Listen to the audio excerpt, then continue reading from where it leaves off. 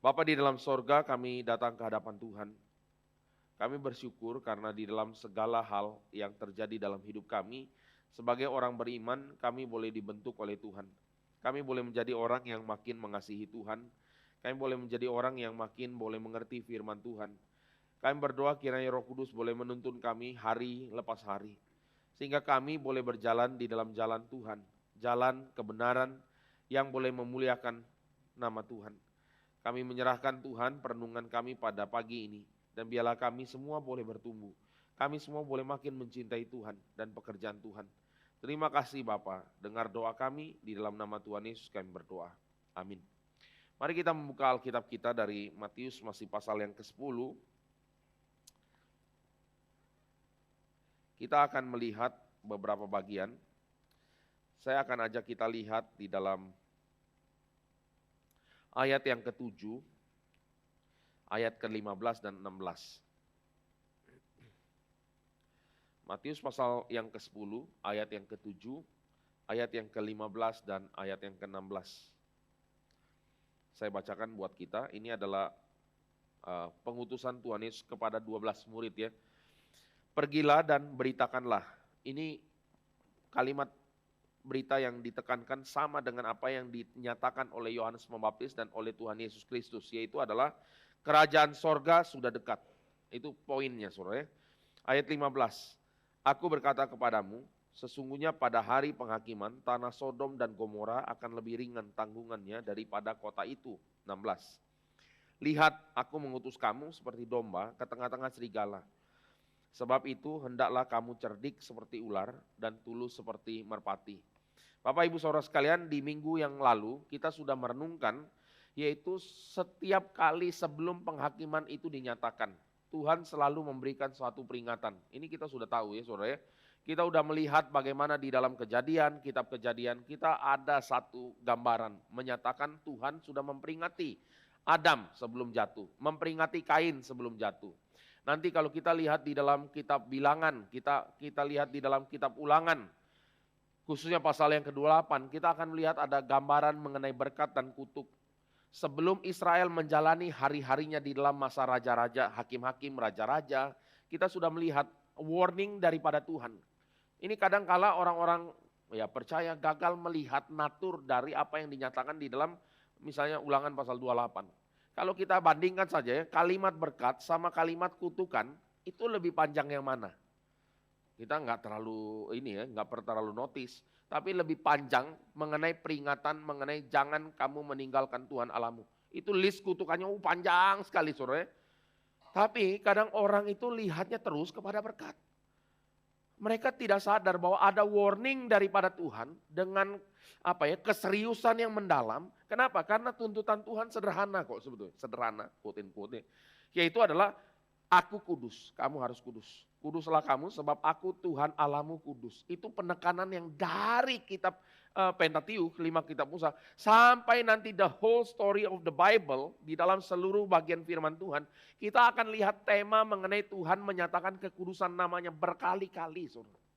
Dia murka ketika umat manusia itu, apalagi umatnya saudara, yang dia sudah pilih, yang dia sudah khususkan, yang dia sudah tebus dengan segala effort, dengan segala upaya saudara.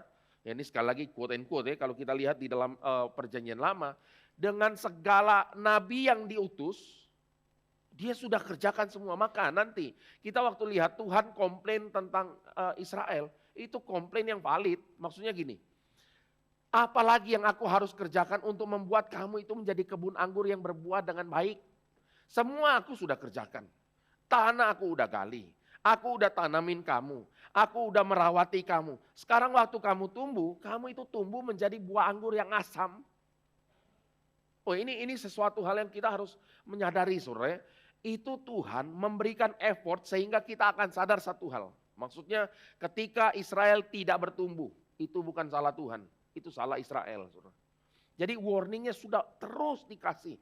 Nabi terus diutus. Tapi yang dilakukan oleh Israel apa? Dengarkan nabi palsu. Waduh. Coba ya bayangkan saudara. Dengarkan nabi palsu. Melihat kepada bangsa asing dan menyembah berhala, ikut dalam pelacuran bakti, menyembah Baal, korbanin anak, saudara. anak dikorbanin betul, saudara, banyak sekali di dalam kisah raja-raja juga kita lihat ini. Dan kemudian apa yang kita harapkan dari Israel kalau demikian? Tapi sebelum kita buru-buru saudara menghakimi Israel lagi, kita perlu sadar sebetulnya gambaran kejatuhan Israel di dalam perjanjian lama itu adalah gambaran kebebalan umat Tuhan di sepanjang zaman. Kita dengan gampang bilang, memang ini Israel ini tegar tengkuk ya. Masa sih udah lihat mujizat Tuhan luar biasa besar mengeluarkan mereka dari Mesir dengan tangan yang teracung, ya kan gitu kan saudara. Kita melihat apa? Ada tiang awan, tiang api. Masa sih bisa waktu sudah lihat tiang awan dan tiang api masih menentang Tuhan? Ngomong, lebih enak kita matinya di Mesir ya. Ada tiang awan dan tiang api. Coba, nggak masuk akal saudara.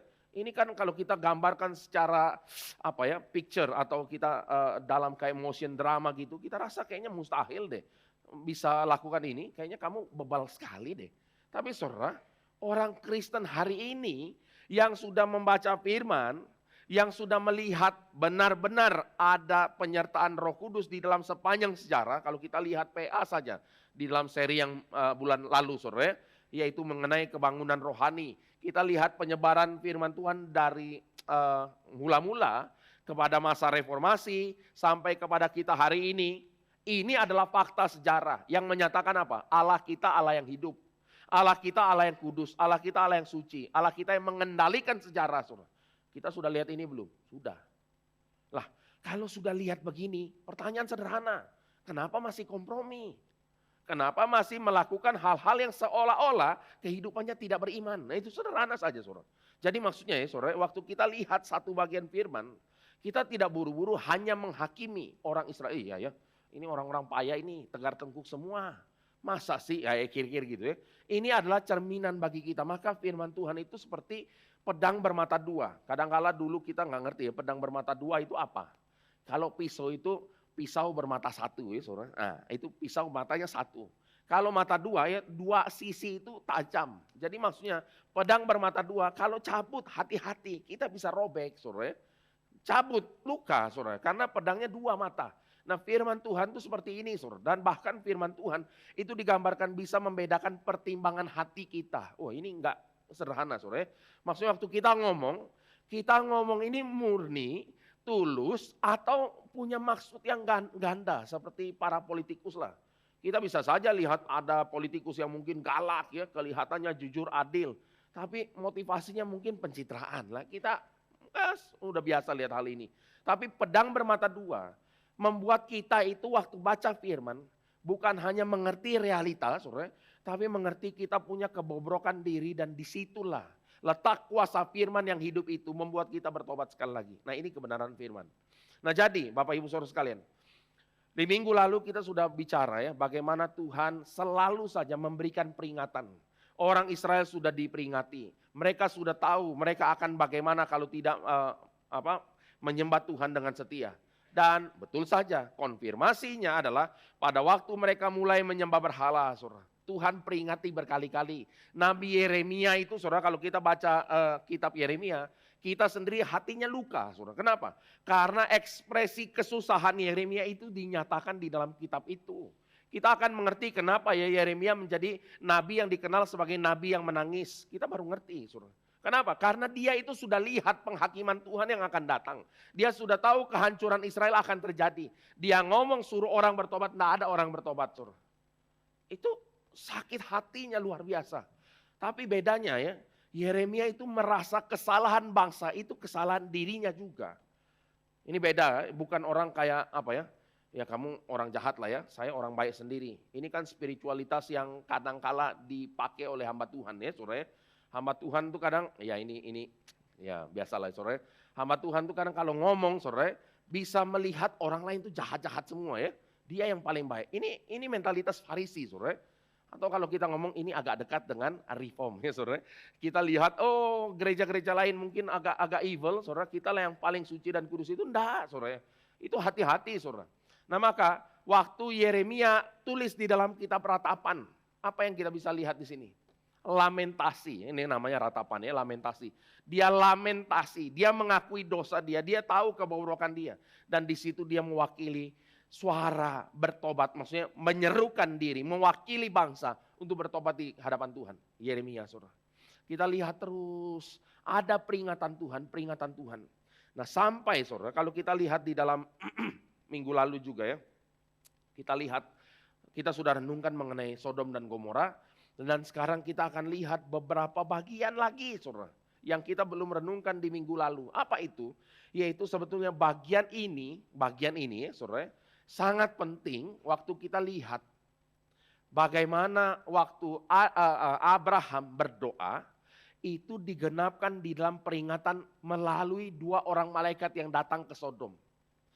Abraham doanya apa saudara ya? Kalau kita lihat di dalam Kejadian 18, saya parafrasekan saja ya, 22 sampai 25. Abraham bilang sama Tuhan gini, nah orang yang bisa berdoa sama Tuhan, bisa bersyafaat sama Tuhan, ada elemen yang sangat penting. Apa itu? Yaitu dia mengenal karakter Tuhan yang adil. Dia mengenal karakter Tuhan yang penuh kesucian.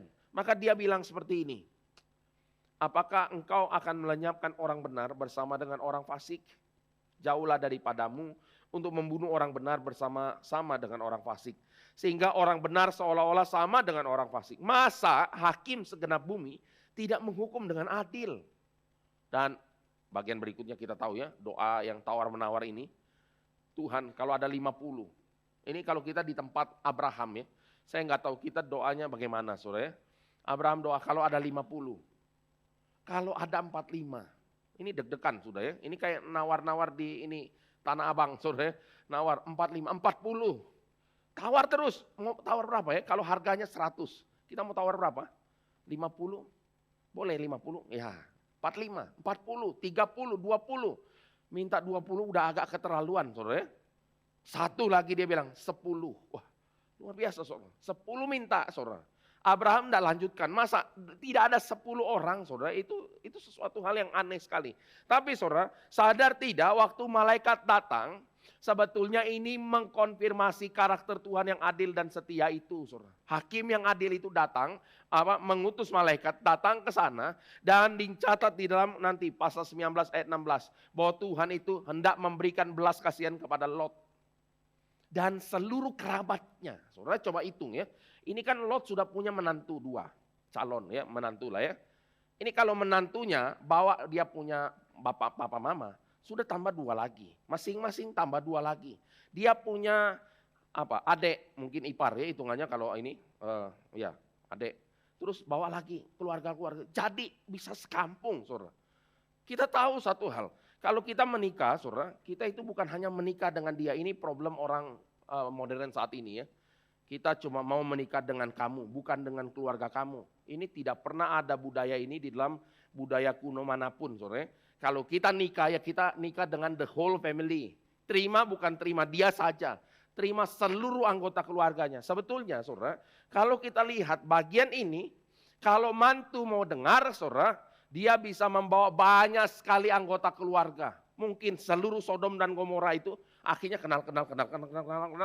Ayo pergi semua, ya kan gitu kan saudara. Ini adalah konfirmasi terakhir sebelum penghakiman dijatuhkan. Coba lihat betapa agungnya Tuhan saudara. Maka saudara, pada waktu menantu itu mengolok-olok, mereka itu sedang mengolok-olok apa sih? Mereka sedang mengolok-olok penghakiman Tuhan yang penuh dengan kehangatan murka. Saudara, ini adalah gambaran yang terjadi zaman ini juga. Maksudnya apa? Waktu firman Tuhan diberitakan, waktu penginjilan dinyatakan, waktu Kristus dinyatakan saudara, dan banyak orang mengolok-olok nama Tuhan. Mereka tidak sadar, mungkin mereka sedang mengolok-olok kesempatan terakhir mereka untuk diselamatkan oleh Tuhan. Mereka nggak sadar ini saudara. Dan oleh sebab itu saudara, waktu kita masuk di dalam perjanjian baru, ya tentu saja di dalam Matius 10, kita melihat pada waktu para rasul itu berangkat saudara, mereka ini sebenarnya berangkat dengan membawa natur kerajaan sorga. Ada beda mereka dengan kita hari ini. Bedanya apa saudara? Bedanya mereka mendapat otoritas langsung dari Tuhan Yesus. Berita yang harus diberitakan identik dengan berita yang dibawa oleh Tuhan Yesus. Kerajaan sorga sudah dekat, bertobatlah. Identik saudara. Jadi kita harus melihat satu panggilan unik daripada para rasul yang menekankan mengenai keberadaan Kristus hari itu. Jadi beda dengan kita ya. Kalau kita ini bicara keberadaan Kristus saat itu. Mereka harinya mereka, ini present times bagi mereka para rasul, saudara. Oleh sebab itu mereka disertai dengan otoritas sebagaimana Kristus menyatakan otoritasnya. Apa saja? Kalau kita lihat nanti di dalam pasal ke-8, sampai pasal 9, saudara, kita sudah melihat bagaimana Tuhan menyembuhkan orang kusta. Waktu kita sudah merenungkan mengenai penyembuhan orang kusta, yang mana di dalam perjanjian lama, kusta hanya mungkin disembuhkan oleh Tuhan itu sendiri, saudara. Dan sekarang pada waktu para rasul menyembuhkan orang kusta dalam nama Yesus, ini menjadi satu pernyataan yang jelas tentang otoritas Kristus. Dan sebagaimana yang kita lihat nanti di dalam membangkitkan orang mati dan lain sebagainya, itu sekali lagi menyatakan siapa Kristus saat itu, saudara. Dan kita juga udah renungkan di dalam keadaan yang kita bisa lihat di dalam seluruh bagian firman Tuhan. Ketika berhadapan dengan Kristus yang punya otoritas yang sebesar ini, yang kemudian ini dinyatakan oleh para rasul, respon apa yang appropriate, yang harus diberikan kepada pemberitaan semacam ini? Responnya apa, saudara? Cuma satu, bertobat, saudara. Kan panggilannya kerajaan sorga sudah dekat, bertobatlah, saudara. Ya, responnya cuma satu, menerima pemberitaan firman dan bertobat. Wah, ini penting sekali, saudara.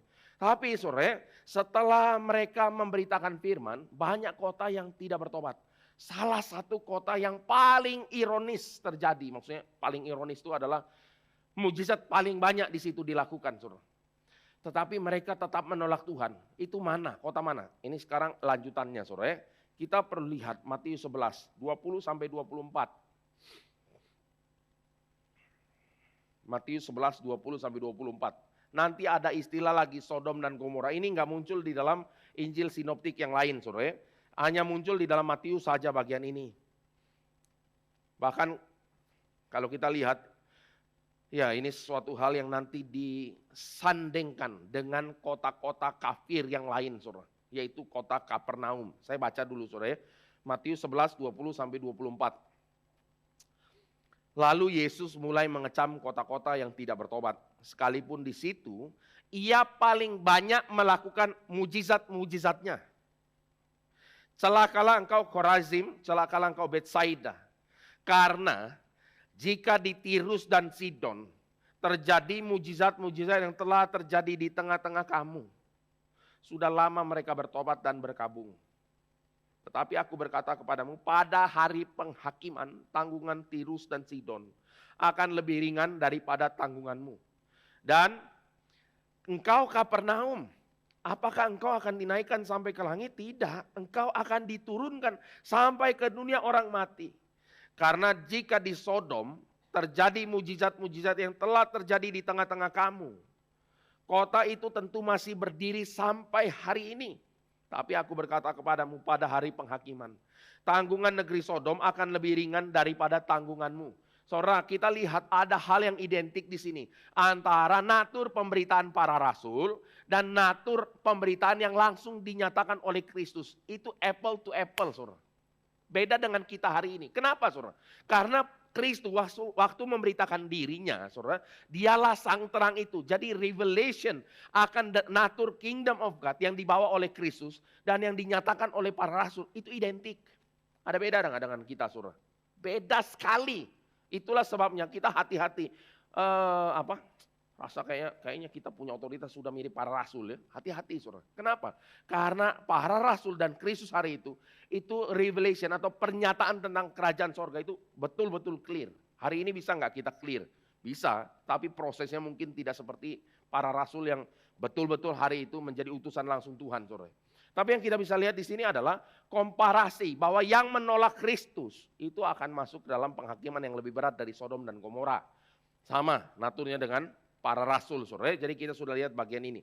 Dan sekarang, saudara, setelah bagian ini muncul lagi, kita mulai berpikir, saudara, mengenai Sodom. Sebenarnya dosanya Sodom dengan dosanya Kapernaum itu dosanya seperti apa sih, saudara? Dosanya Sodom itu ya, saudara, homoseksual, satu.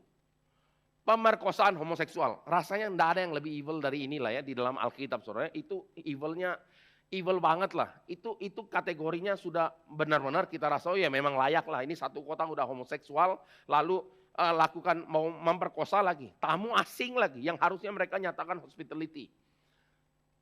Kalau Kapernaum dosanya apa, saudara? Mereka ada dosa homoseksual nggak? Enggak.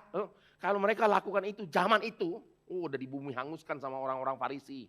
Ya, kayak inilah FPI dulu ya, zaman dulu ya, FPI ya, zaman dulu ada FPI. Sekarang ya ada juga tapi namanya beda, sore.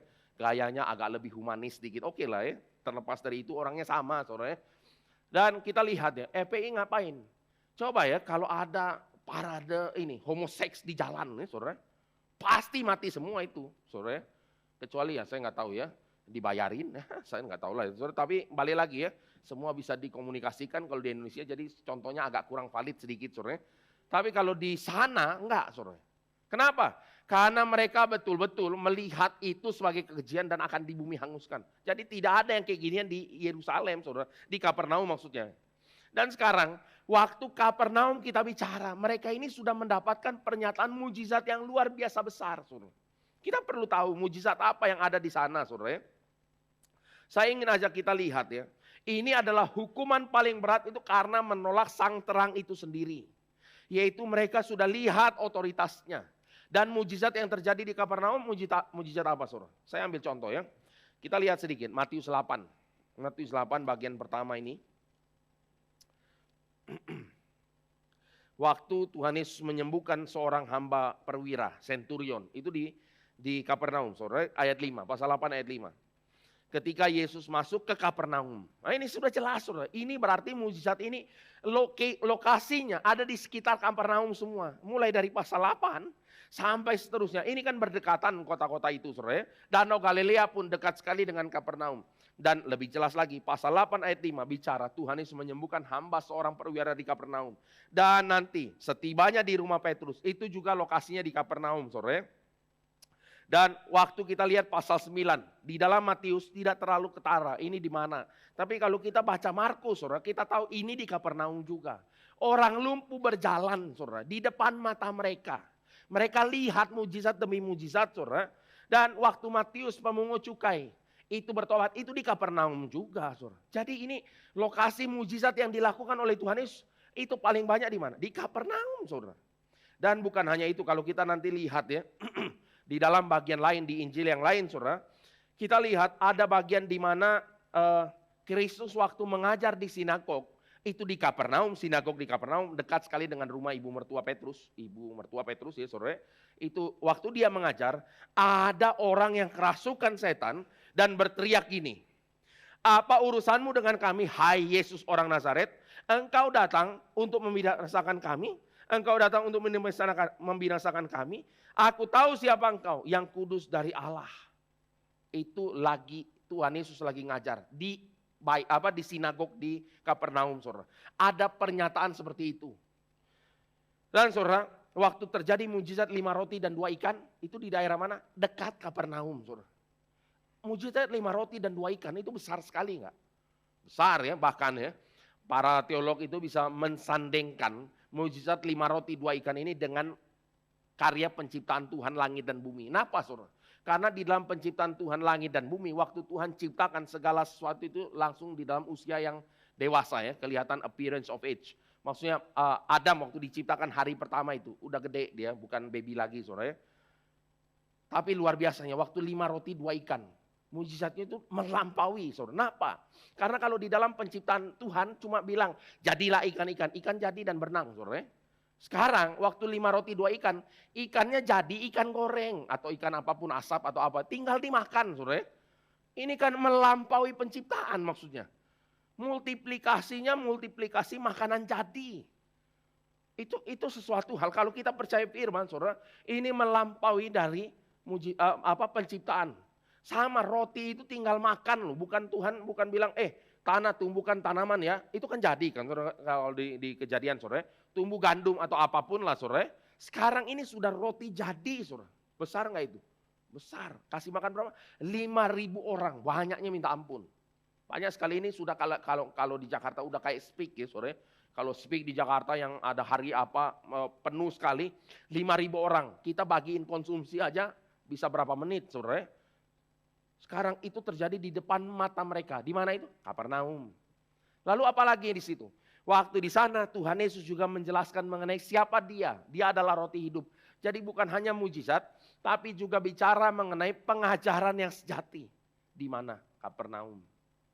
Tapi apa yang Tuhan Yesus katakan kepada orang-orang di Kapernaum?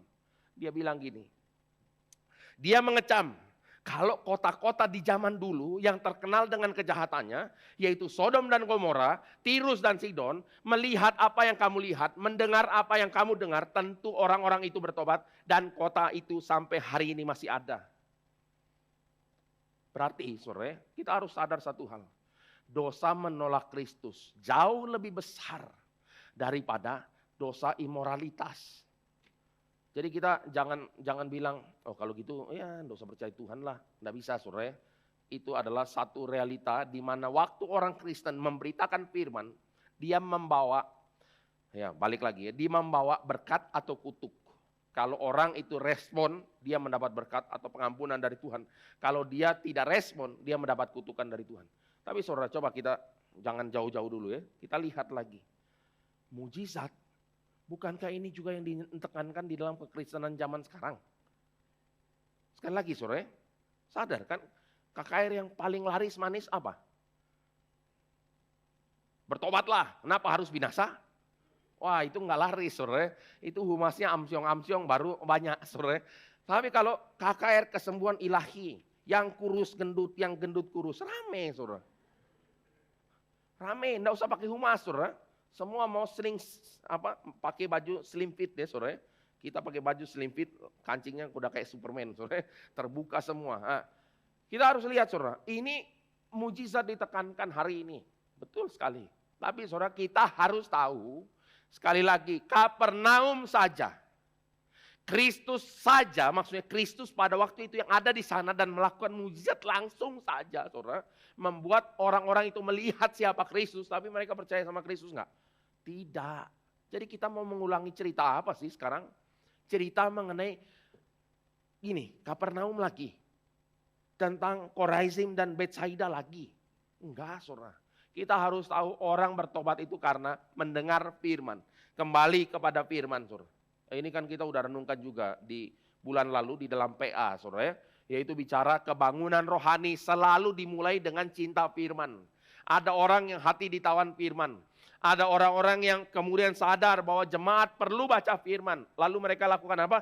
Terjemahkan satu kata demi satu kata. Itu benar-benar satu kata demi satu kata ya. The whole Bible saudara. Terjemahkan. Dan di situ kebangunan rohani terjadi. Nah maka balik lagi saudara, kalau kita renungkan bagian ini, kita akan sadar penekanan yang perlu dinyatakan. Apa? Bertobatlah, kerajaan Allah sudah dekat. Itu yang disuruh para rasul untuk beritakan.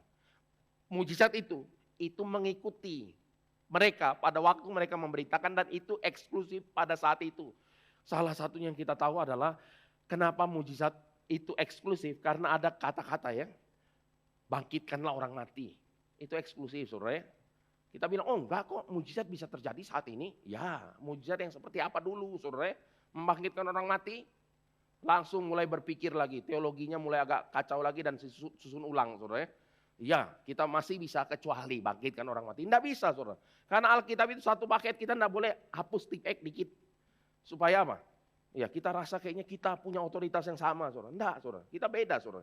Dan kalau kita nanti lihat ya di dalam Ibrani pasal 2 ayat 1 dan 2 juga sama. Dulu kalau malaikat menyatakan kebenaran firman, itu orang Israel memahami waktu di Sinai itu malaikat yang bicara saudara, itu orang Israel ya. Dan kalau yang melanggar hukum Taurat saja mendapat hukuman yang berat sekali, apalagi mereka yang sudah mendengar pemberitaan Kristus dan yang melihat Kristus memberitakan tentang dia. Itu di dalam Ibrani pasal 2 ayat 1 dan 2 saudara. Berarti kita lihat ada otoritas yang berbeda di dalam bagian ini. Dan berikutnya Bapak Ibu Saudara sekalian ya, kita mungkin coba lihat sedikit ya. Ini kebetulan kita sampai di pasal ini, saudara, pasal 11 ayat 20 sampai 24. Itu ada bagian mengenai Tirus dan Sidon. Tirus dan Sidon ini kota apa sih?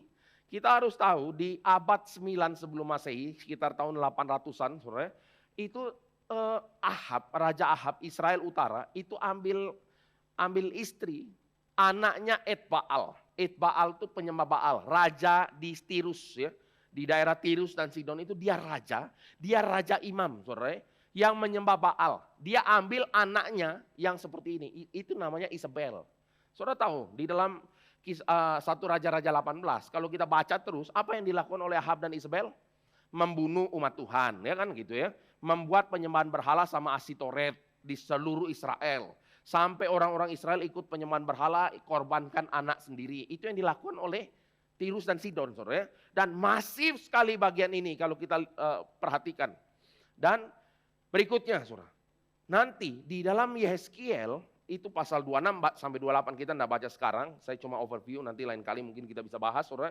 Itu dinyatakan bahwa Tirus dan Sidon akan ditunggang balikan. Kenapa? Karena mereka punya kesalahan yang fatal membuat umat Israel disesatkan.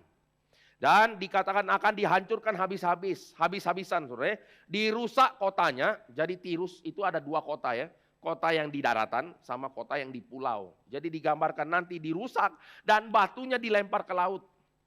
Itu puzzling para scholars. Kenapa? Karena ibaratnya ya, kenapa harus batu kota itu dilempar puingnya ke laut. Dan kemudian akan menjadi tempat menjemur pukat, jaring. Ya, kita tahu sih pukat ya. Tempat menjemur jaring. Lalu pada waktu nanti Nebukadnezar itu masuk menghancurkan Tirus daratan, saudara. Mereka masih bingung. Kenapa? Karena digambarkan Tirus kota hancur, tapi Tirus pulau itu sangat kuat dan tidak hancur, saudara. Maka ada orang yang bilang, oh pasti ini nggak benar lah. Maksudnya Alkitab nubuatannya cuma separuh. Tapi tahu nggak saudara ya? Pada tahun 322 sebelum Masehi, Alexander the Great waktu lagi mulai invasi ke kota-kota, dia pikir bagaimana cara mengalahkan Tirus pulau itu, saudara. Bagaimana caranya? Dia pikir terus, pakai kapal enggak bisa. Karena mereka punya pasukan kuat. Akhirnya yang dilakukan adalah puing-puing kota Tirus dilempar ke laut satu-satu supaya jalan sampai ke Tirus ini pulau, saudara. Dan itu invasi pasukan daripada Alexander the Great tidak bisa dibendung. Dan kota itu diratakan, saudara. Dan setelah diratakan, Tirus tidak pernah bangun kembali. Dan menjadi tempat apa? Yaitu tempat nelayan jemur pukat. Saudara, kita lihat ya, natur nubuatan-nubuatan ini, saudara, itu begitu keras, saudara, dan digenapi dan precise sekali.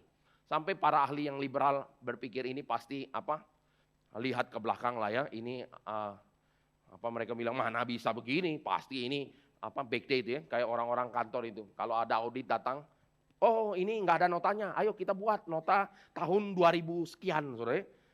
Bukan begitu Alkitab, saudara. Dan kita lihat ini adalah bagaimana kita bisa lihat Tirus dan Sidon itu ditunggang balikan. Tapi hukuman kepada Tirus dan Sidon itu tidak lebih besar daripada hukuman kepada Betsaida non Korazim, saudara. Yang sudah melihat Kristus sendiri. Oleh sebab itu, Bapak Ibu Saudara sekalian ya, waktu kita merenungkan bagian ini, kita harus tahu ada kehangatan murka Tuhan. Tapi ada pernyataan belas kasihan Tuhan. Oleh sebab itu saya mau kutip satu bagian lagi ya. Yaitu adalah di dalam 2 Korintus 2 ayat 14 sampai 16. 14 sampai 16. Saya ingin kita menyadari, saudara, waktu kita ini merespon firman, waktu kita ini memberitakan firman, kita ini seperti apa sih? Kita ini bagaimana? Kita memang bukan para rasul, saudara. Kita bukan para rasul yang membawa otoritas langsung dari Tuhan. Tapi kita punya satu bagian yang kita boleh renungkan.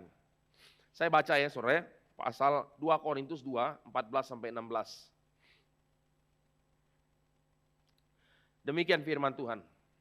Tapi syukur bagi Allah yang dalam Kristus selalu membawa kami di jalan kemenangannya. Dengan perantaraan kami, ia menyebarkan keharuman pengenalan akan Dia di mana-mana. Sebab bagi Allah kami adalah bau harum. Ya, sebab bagi Allah kami adalah bau harum, yang harum dari Kristus di tengah-tengah mereka yang diselamatkan. Dan di antara mereka yang binasa, bagi yang terakhir kami adalah bau kematian yang mematikan. Dan bagi yang pertama bau kehidupan yang menghidupkan. Bapak Ibu Saudara sekalian, kalau ayat 14 dipotong ya saudara, dipotong. Syukur bagi Allah dalam Kristus selalu membawa kami di jalan kemenangannya. Amin. Oh, ini bisa out of context saudara. Jalan kemenangannya itu jalan apa? Kita harus sadar waktu Paulus mengatakan kami membawa harta di dalam bejana tanah liat, itu 2 Korintus pasal 4 saudara. Ini kita udah renungkan di waktu yang lampau saudara.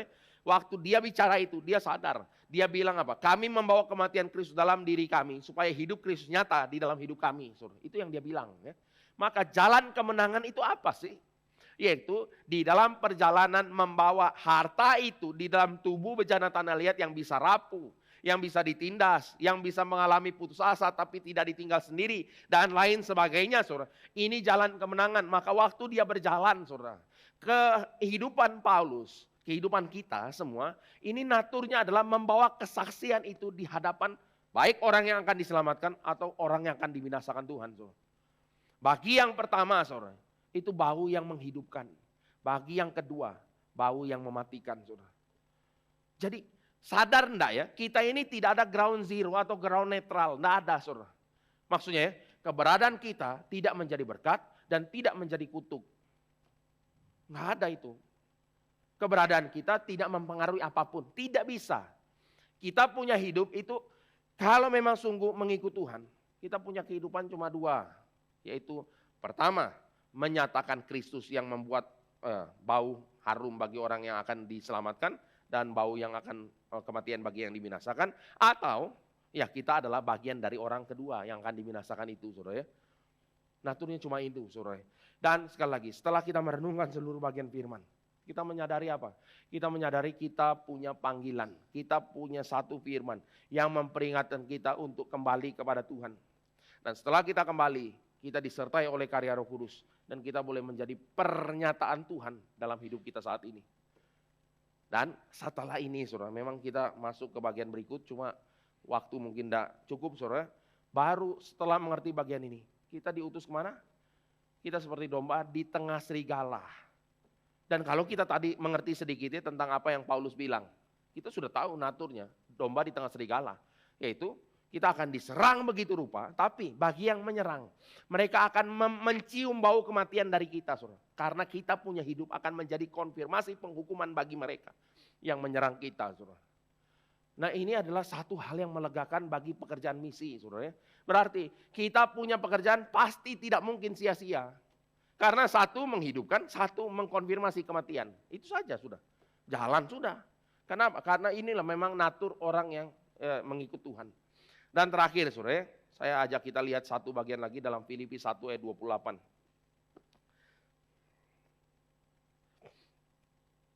Filipi 1. Saya mungkin baca dari ayat 27 ya, saudara. Filipi 1 ayat 27-28. Tentu ini di dalam konteks ya orang Kristen yang sedang ditindas ya. Dan orang Filipi saat itu juga mengalami penindasan. Demikian firman Tuhan, hanya hendaklah hidupmu berpadanan dengan Injil Kristus, supaya apabila aku datang aku melihat, apabila aku tidak datang aku mendengar, bahwa kamu teguh berdiri dalam satu roh, sehati sejiwa berjuang untuk iman yang timbul dari berita Injil. Berjuang ya, sehati sejiwa berjuang, iman yang timbul dari berita Injil. Ini penekanan yang dari tadi kita juga bicara, saudara. Dengan tiada digentarkan sedikit pun oleh lawanmu. Bagi mereka semuanya itu adalah tanda kebinasaan. Tapi bagi kamu adalah tanda keselamatan dan itu datangnya dari Allah. Sebab kepada kamu dikaruniakan bukan saja untuk percaya kepada Kristus, melainkan juga untuk menderita untuk Dia. Saudara sadar nggak, waktu kita mengalami penganiayaan oleh karena nama Kristus, itu adalah tanda bahwa kita adalah milik Kristus. Tanda keselamatan salah satunya orang yang dengan hati cinta Tuhan rela menderita bagi nama Kristus. Itu tanda keselamatan bagi kita, saudara. Tapi bagi orang yang menindas kita itu tanda kebinasaan mereka. Maka itulah sebabnya tidak ada ruang bagi kita itu untuk kompromi, saudara. Tidak ada ruang itu. Kenapa? Karena kalau kita kompromi, kita itu sedang tidak menghidupi tanda yang menyelamatkan kita. Itu ya maksudnya, itu kata lainnya kompromi itu adalah gini. Oh, ini ada salib Kristus. Ini ada kemuliaan hidup diri. Kompromi artinya saya pilih kemuliaan diri dan bukan salib Kristus. Itu bukan Kristen, saudara. Maka kita tidak bisa menjustifikasi kita punya bentuk-bentuk kompromi dengan kata-kata ya semua juga begini, misalnya gitu kan ya. Ya sudahlah, jangan terlalu saleh. Saudara, itu sekali lagi kemarin hari Sabtu, saudara, itu saya sempat khotbah di seminar ITB itu. Saya bilang ini kalimat yang dikeluarkan oleh setan. Bukan oleh orang yang di dalam Tuhan, saudara. Kalau orang di dalam Tuhan selalu akan bilang, jaga hatimu. Biar kamu sehati, sejiwa dan hidup di dalam pengharapan yang muncul, iman yang muncul dari berita Injil. Makanya Paulus bilang, kamu hidup berpadanan dengan Injil Kristus. Itu penekanannya berkali-kali, saudara. Nah, biarlah ya setelah merenungkan bagian ini, saudara, kita akan melihat natur kita memang seperti domba di tengah serigala. Diserang dalam berbagai pihak. Diserang, dimatikan, dihancurkan, saudara. Tapi berjalan dalam ketulusan ya, seperti merpati. Dan cerdik seperti ular. Jangan dibalik, saudara. Cerdik seperti domba. Itu oon, saudara. Oon, mati, saudara. Dan licik seperti ular, mati juga, saudara. Ini berat, saudara. Jadi kita harus tahu kenapa dibilang tulus seperti merpati dan cerdik seperti ular. Itu kita perlu ada kecerdikan, ini hikmat dan bijaksana maksudnya ya. Tapi bagian yang berikutnya, tulus, murni, digambarkan itu jalan tidak bercela, saudara. Meskipun hantaman datang dari berbagai aspek, tapi inilah adalah anugerah yang Tuhan beri buat kita. Dan biarlah kita sama-sama, Bapak Ibu Saudara sekalian, saling jaga satu sama lain. Tantangan banyak, saudara. Pergumulan banyak. Tapi kita tidak sendirian. Kita ini di dalam komunitas umat Tuhan, umat pilihan. Firman boleh meneguhkan kita, menegur kita kembali lagi. Biasa ya, hari Minggu dikuatkan, hari Senin bergumul, ya kan saudara ya, menghadapi realita. Tapi ya biarlah ini tiap-tiap waktu, saudara, kita boleh diteguhkan, dikuatkan. Dan akhirnya hidup kita benar satu saja. Keberadaan kita memuliakan Tuhan. Mari kita berdoa. Bapa di dalam sorga, kami bersyukur pada pagi ini. Kami boleh merenungkan firman-Mu. Kami berdoa Tuhan, biarlah Engkau berkarya dalam hidup kami. Biarlah nama Tuhan ditinggikan dalam hidup kami. Dan sungguh-sungguh kami boleh menjadi dupa yang harum di hadapan Tuhan. Menjadi persembahan yang hidup, yang kudus dan berkenan di hati Tuhan. Tolong setiap kami Tuhan, kami tahu kami banyak sekali pergumulan. Kami tahu juga menghadapi banyak godaan. Tapi jangan biarkan kami jatuh. Tapi biarlah ketika kami menderita oleh karena nama Kristus, kami boleh menyatakan hidup kami sebagai satu berkat bagi orang yang Tuhan ingin berikan belas kasihan. Dan sisi lain menjadi konfirmasi penghakiman bagi mereka yang akan binasa. Inilah doa dan permohonan kami. Kiranya Tuhan yang menuntun kami. Dalam nama Tuhan Yesus kami berdoa. Amin.